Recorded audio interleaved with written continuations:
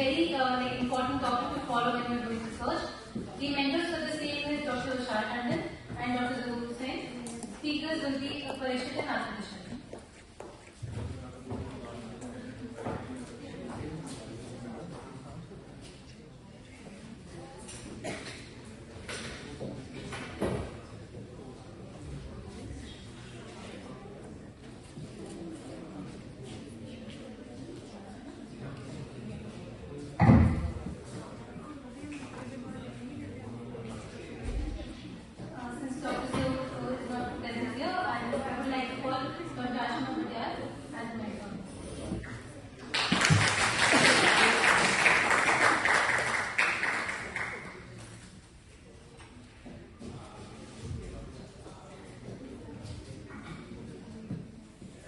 Esteemed faculty members, colleagues and worthy guests, I am Prikshit Jamwal, joined by Akriti Sharma, and together we will explore good research practices under the guidance of Dr. Vishal and Dr. Ashima.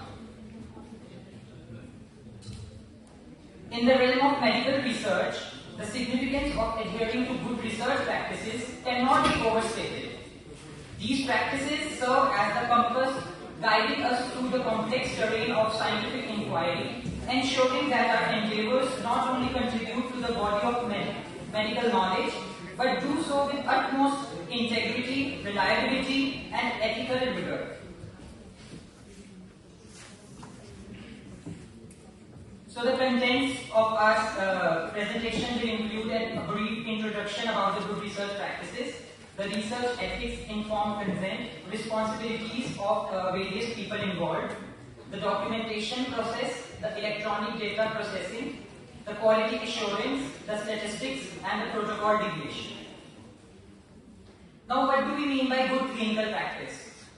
As the definition is clearly stating, the good clinical practice is a standard for the design, conduct, performance, monitoring, auditing, recording, analysis, and reporting of clinical trials that provides assurance that the data and the reported results are credible and accurate, and that the rights, integrity, and confidentiality of the trial subjects are protected. So the guidelines are established to ensure that clinical research is performed to a high ethical and scientific standard. The main focus for good clinical practice is that the rights and safety of the clinical subjects who are involved, the people on whom study is being done, that rights and safety should be protected, and the quality and integrity of the data produced should be ensured. So we should ensure that the studies are implemented and reported in such a manner that there is public assurance that the data should be credible, accurate, and the right safety well-being of participants is protected. The studies are scientifically authentic and properly documented. There is a brief slide about the historic perspective. There was a number code in 1947 which included voluntary participation, informed consent, and minimization of risk. And then there was Declaration of Helsinki in 1964, which also include respect for people, the protection of their rights and health, and special protection of the vulnerable population, which is a very important point to know. So the World Medical Association has developed the Declaration of Helsinki as statement of ethical principles for medical research involving human subjects. So there is a code of medical ethics which declares that a physician shall act in the patient's best interest when providing medical care. So these slides show that good research practices include ethics, which include rights, safety, well-being, and the second component is data and results, which should be credible and accurate. So what do we mean by research ethics? The basic principle is every human subject has the right to understand the nature, the risks, the benefits of the research, and to agree or not to agree to participate in the research. A trial should be conducted in compliance with the protocol that has received prior institutional review board, independent ethics committee approval or favorable opinion. So at bioethics, we all know it includes 4 pillars: autonomy, beneficence, non-beneficence, and justice. So here are some more principles which you can see on the slide. Greetings everyone, I am Akriti and I will be sharing insights on informed consent. Informed consent in research is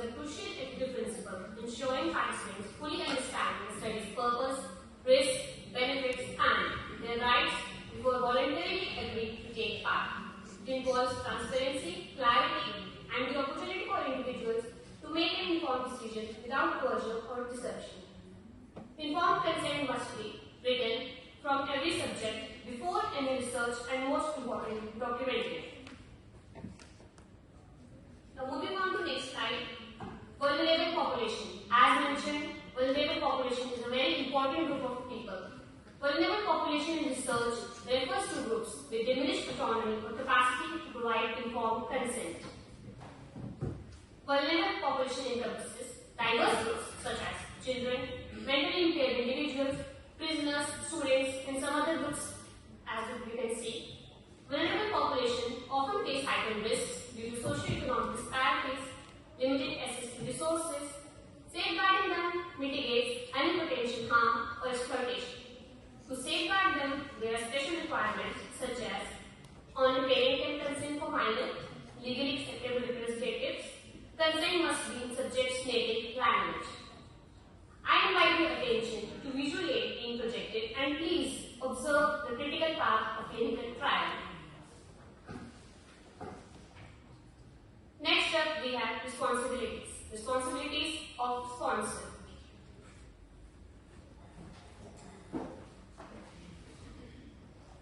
Sponsor is a person who sponsors the research. Sponsor has many responsibilities that include as an investigator and institution selection, information on IFT, compliance of protocol as per GCP and regulations, implementation of quality assurance system, submission of status report, and financial compensation in case of any injury or death. Responsibilities of monitor. The role of monitor in research involves making sure that the investigator is qualified, has resources, institutional facilities like laboratories, equipment are there, investigation product is available, and also ensures that the investigation follows GCP guidelines. Ethics Committee. Ethics Committee reviews and approves trial, reviews ongoing trials, reporting of severe adverse events, and reports any changes. Now we come to the important aspect, that is an investigator. Usually we people are investigators doing the research. So our responsibilities are that we have to read and discuss the study protocol with the approving committees properly, and to know the status of the study at all the times, take responsibility for overall conduct of the study. So we have to obtain ethics committee approval by ensuring GCP composition of committee, preparation of documents, submissions, follow-ups, outcomes, and correspondence, and at last approval. We have to ensure medical care of trial subject provided by a qualified physician. That is, the patient should always be kept in focus, and his health should be made the priority. We should conduct our trials as per the protocol and guidelines, and provide information through the ICF, which is informed consent form, and there should be SOP documentation, which is standard operating procedure. And in case of any injury or death, it is our duty to inform to the nominee that that the study can result in such. Now we come to the next aspect of good clinical research, which is documentation.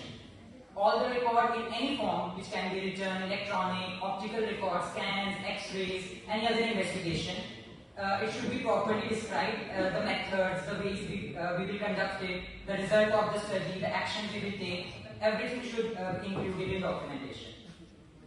Now, what is a good documentation practice? We should do not use any correction fluids, do not, any wrong entry should be crossed out with a single line, and write correct entry alongside. Explain wherever necessary why you have included this in your documentation. Here are some list of what you should do and what you should not do. So some of them are, we should make real-time entries, because there can be recall bias when we make entries afterwards. So sign and date every entry, every single letter and number should be readable, and use permanent blue or black ink. We should not use pencils which can be glazed. And what we should not do is erasable ink, as I have stated. Use of correction fluid should not be done, and entering signature or initials for someone else. It can be considered illegal. And use of post-it notes, unofficial notes to record the data should not be done. Moving on to electronic data processing. Electronic data processing refers to use of automated methods to process data. This process ensures security controls, validated hardware and software, audit trail, and it also schedules and takes backup periodically.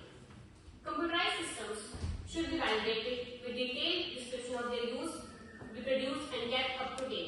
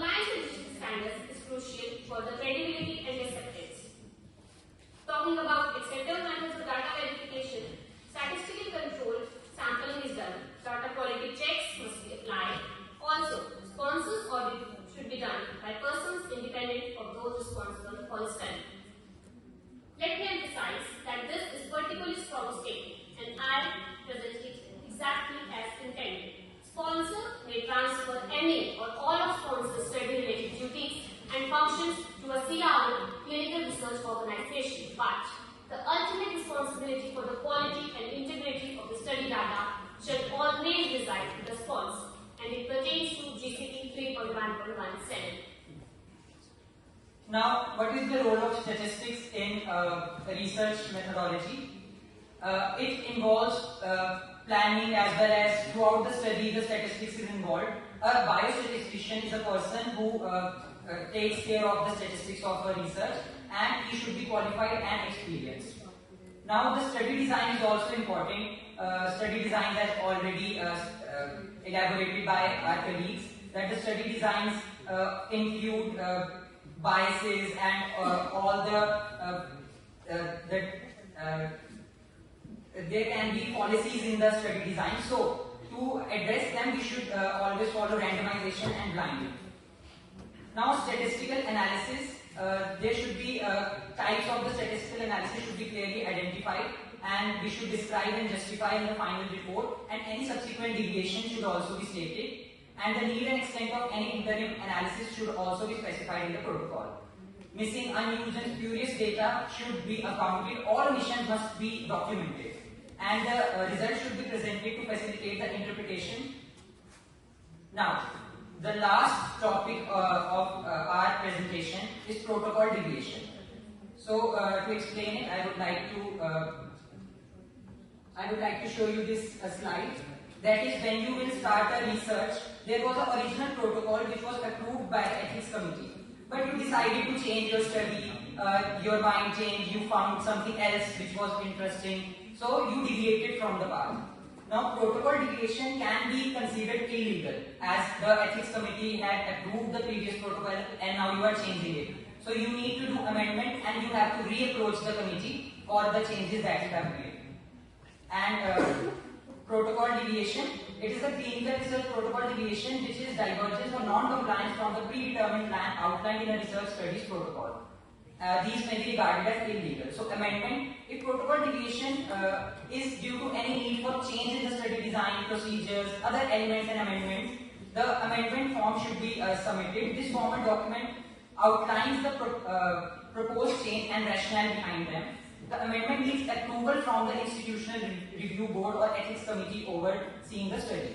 Now, reapproach is once the amendment, you have prepared the amendment, it needs to be submitted to the ethics committee, and the process involves a review of the proposed changes, why you have changed this, they review all that, and the reapproach is considered the formal step of seeking approval for the amended protocol.